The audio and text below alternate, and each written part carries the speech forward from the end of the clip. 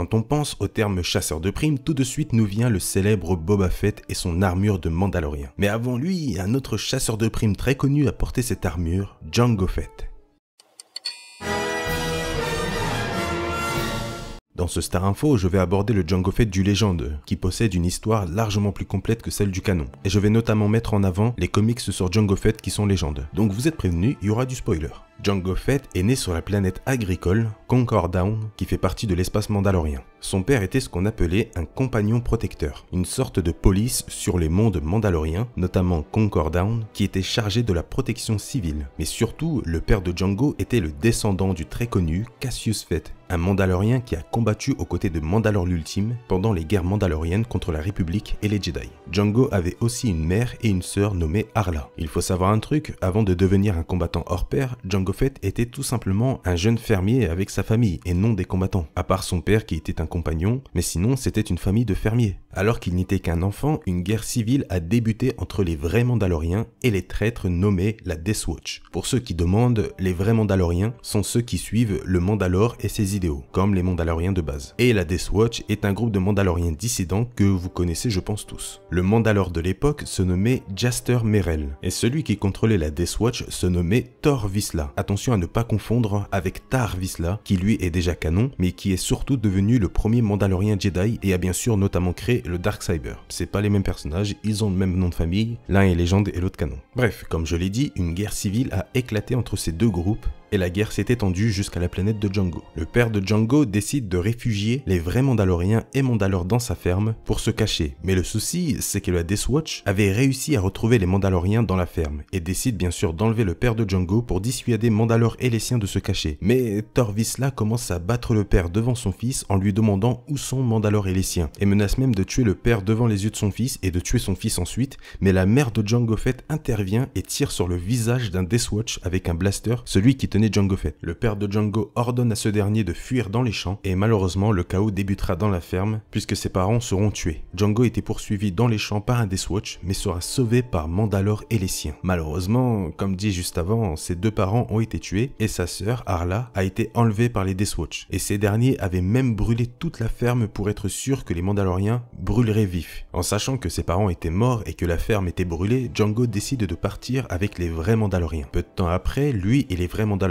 tendent une embuscade au Death Watch dans une ville et pendant ce temps-là, Jango plante une charge explosive en dessous du char blindé de Tor Vizsla qui était présent. Bien sûr, le char réussira à exploser et Tor Vizsla ressortira avec une méchante brûlure. Mais entre-temps, Jango tombera face au Death Watch qui était présent et responsable de la mort de ses parents et réussira à le tuer à l'aide d'un blaster malgré l'attaque du Death Watch, la toute première victime de Jango Fett. Il avait vengé ses parents. Après le combat que les vrais Mandaloriens ont gagné, Mandalore estimera que Jango a fait ses preuves pour les rejoindre et il l'élèvera comme son fils. Des années plus tard, Jango avait grandi, c'était un adolescent maintenant, et il était devenu Mandalorien, avec une armure mandalorienne de couleur verte, et il continuait à se battre aux côtés de Mandalore et les vrais Mandaloriens. Pendant la bataille de Cordassis, qui opposait les Death Watch et les Cordan, des sortes de gorilles, aux vrais Mandaloriens, Jango était devenu pour la première fois commandant d'escouade qui avait pour mission de fournir un tir de couverture pour aider d'autres Mandaloriens sous le feu de l'ennemi. Mais arrivé sur place, tout ça était en réalité une embuscade de la Death Watch. Et pendant que Jango et ses compagnons repoussaient l'embuscade, de l'autre côté, Tor Vizsla avait attaqué Mandalore et son bras droit nommé Montrose. Alors que Mandalore avait ordonné l'ordre de se replier, Montrose, le bras droit de Mandalore, décide de l'abandonner sur le champ de bataille pour rejoindre les troupes mandaloriennes et remplacer le Mandalore. Vraiment un gros salaud, surtout venant d'un Mandalorien. Tor Vizsla, quant à lui, réussira à blesser à mort le Mandalore Jaster, et malgré l'arrivée de Jango Fett près de son père adoptif, ce dernier mourra dans les bras de Jango. Du côté de Montrose, qui avait rejoint les Mandaloriens, avait fait croire que Jango Fett et le Mandalore étaient morts sur le champ de bataille. Mais Jango arrive peu de temps après avec le corps du Mandalore dans ses bras, mais le problème c'est que Montrose essaye tant bien que mal de prendre le contrôle des Mandaloriens en racontant que Jaster Merrell, donc le Mandalore mort, lui avait donné les droits pour être le nouveau Mandalore, ce qui était bien sûr faux. Et Jango savait la vérité, puisque Jaster lui avait révélé avant de mourir, notamment sur l'abandon de Montrose. Donc tous les autres Mandaloriens ont pointé leur blaster vers Montrose, mais Jango Fett décide de le laisser partir s'exiler. Et il est cool. Les autres Mandaloriens étaient prêts à suivre les ordres de Jango, donc ce dernier était devenu le tout nouveau Mandalore. Plus tard, maintenant devenu Mandalore, avec une armure similaire à l'ancien Mandalore, avec un peu de rouge, un peu de noir, vraiment stylé cette armure, Django et les siens avaient été engagés pour combattre des rebelles sur la planète Galidraan. Une fois le combat terminé, Django partit à la rencontre du gouverneur de la planète pour être payé,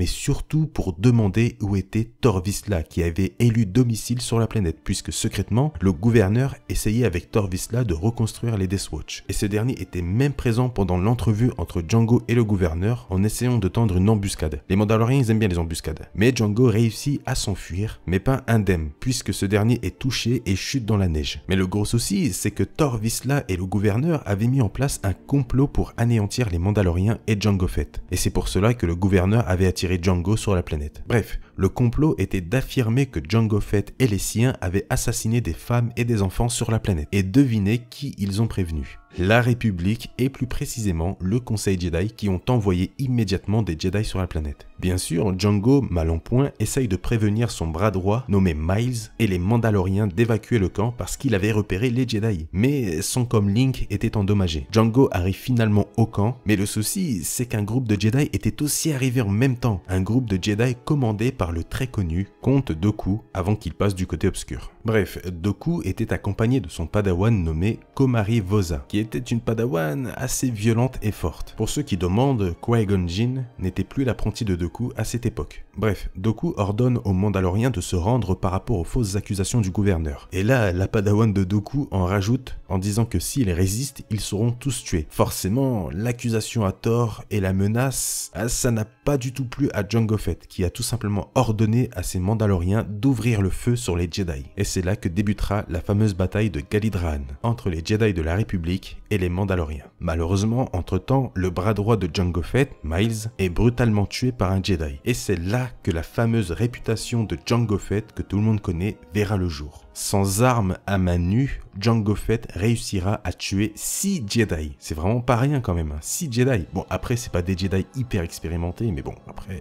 c'est déjà bien. Mais malheureusement, ça ne changera rien. Tous les Mandaloriens avaient été tués par les Jedi, ne laissant que Jango Fett comme seul survivant. Et il sera remis au gouverneur qui lui prendra son armure de Mandalore. Des années plus tard, Jango était devenu un esclave sur un vaisseau de vendeurs d'épices. Mais grâce à l'attaque de pirates, Jango Fett réussit à s'enfuir en prenant le temps de tuer l'esclavagiste et sa destination était la fameuse planète de Galidraan pour reprendre déjà son armure de Mandalore et se venger du gouverneur. Il est rapide, hein. Arrivé sur la planète, il réussit à s'infiltrer dans le château du gouverneur et réussit même à récupérer son armure qui avait été repeinte par le gouverneur pour l'exposer comme un trophée. Vous connaissez tous cette couleur, c'est celle qu'on voit dans l'épisode 2. Mais bon, c'est légende maintenant, c'est quand même dommage, mais c'est quand même bien de se dire que l'armure qu'il a dans l'épisode 2, c'est une armure de Mandalore. Ça, c'est la classe. Bref, Django obtient l'emplacement de Tor Vizsla de la part du gouverneur. Il était au-dessus de Corellia dans son vaisseau personnel. Donc, Jango Fett réussit à attaquer le vaisseau et traverse même la fenêtre du vaisseau pour attaquer Tor Vizsla. Ça, c'est la classe. Et bien sûr, il débute un combat contre son adversaire de toujours. Et les deux finissent même dans une nacelle d'évacuation qui s'écrase sur Corellia et continuent leur combat sur la terre ferme. Un combat vraiment sympa à regarder. Thor réussit à poignarder avec une lame empoisonnée Django, mais ce dernier réussit, grâce à une lame dans son gantelet, à le blesser mortellement au ventre. Et Vizsla sera ensuite dévoré par des sortes de créatures félines sur la planète. Enfin,